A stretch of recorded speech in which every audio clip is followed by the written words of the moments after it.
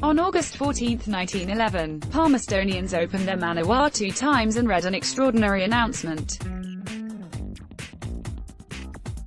World-famous musician, conductor and composer John Philip Sousa and his entire 60-man band were coming to town. This is to be the next big event at the Opera House, the article continued. The world-famous band has created a furore in Australia. In nearly every civilized country this splendid band has appeared, and Sousa's famous March King is a matter of musical history. The huge ensemble, who would all stay at the Grand Hotel, would be here for just one day, Monday, August 21st, with a matinee and an evening performance. Even in an era when celebrated entertainers regularly visited New Zealand, this event, limited not just to the main centres of the country, but many small cities and towns as well, was rare. Sousa was 57 years old, honoured and admired for his stirring compositions, including Semper Fidelis, Always Faithful, composed 2 years earlier, and adopted as the official march of the United States Marine Corps. The present tour is under Mr. Edward Branscom's management, and is said to involve an expenditure of well over £2,000 per week, continued the Times. Tickets were available at William Park's bookshop and Emporium on the Square.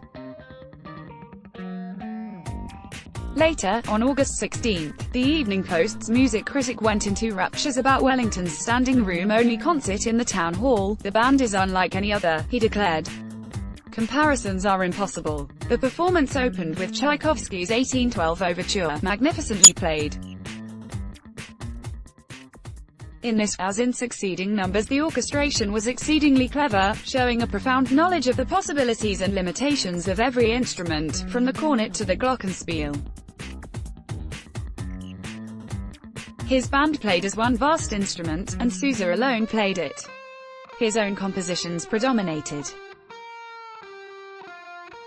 Those who were familiar with them through phonograph or other medium, were naturally anxious to learn the composer's ideas of how they ought to be played. They were a revelation. Going back to the start of the Sousa phenomenon, the maestro's own life story was as romantic and exotic as any of his music. He was born on November 6, 1854, in Washington, D.C., son of João de Sousa, a Spaniard of Portuguese ancestry, and Maria Trinkhaus from Bavaria. João, known as John Anthony, played the trombone in the U.S. Marine Band, and John Jr. studied piano, harmony, and violin, his favorite instrument, from an early age. At 13, he almost ran away to join the circus. Hearing John Philip practicing one day, a passing ringmaster offered him a job leading his circus band, but the boy's father immediately vetoed that. João enlisted his son in the U.S. Marine Band as an apprentice, where he studied conducting and writing music. John Philip left at 20, and formed his own Sousa band, although he would later return to the Marine Band as its director. Aged 25, he happened to meet a beautiful 17-year-old girl named Jenny Van Middlesworth Bellis, daughter of a Philadelphia carpenter. It was love at first sight, and they were married at her home shortly after Christmas in 1879. The long-lived marriage would produce a son, John Philip Jr., and 2 daughters, Jane, Priscilla and Helen. Sousa's highly drilled band would become famous, popular and honored. During his lifetime he turned out, seemingly effortlessly, 137 marches, 15 operettas, 5 overtures, 11 suites, 24 dances, 28 fantasies, 322 arrangements of 19th-century Western European symphonic works, 2 novels and various magazine articles. With J.W. Pepper, he developed a type of bass tuba that would become known as the sousaphone, and even picked up a Royal Victorian Medal from England's King Edward VII for conducting a private birthday concert for Queen Alexandra in 1901, when he decided to share his music and his band with the world. The Sousa World Tour of 1911 was created, visiting England, Ireland, Scotland, the Canary Islands, South Africa, Fiji, Hawaii, Canada, Australia, and New Zealand. This tour would cover more than 47,000 miles and many months.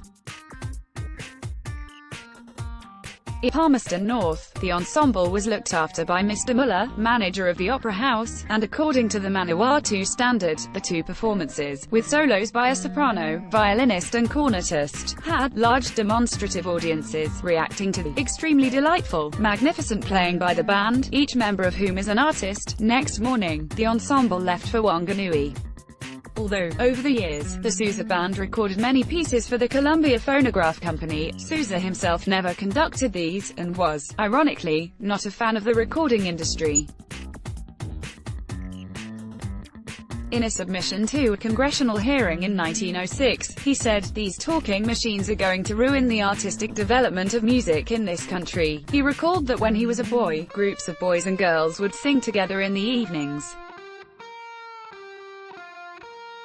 Today you hear the infernal machines going on day and night. We will not have a vocal cord left. John Philip Sousa died in 1932 of heart failure, aged 77. Today, Semper Fidelis is still the signature tune of the U.S. Marine Band. The Stars and Stripes Forever is the national march of the U.S., and spin-offs inspired by Sousa include the Monty Python's Flying Circus TV show theme, Liberty Bell, and Meredith Willson's 1957 musical The Music Man. Email, tinawhite29@gmail.com. Stuff promoted, stories recommended by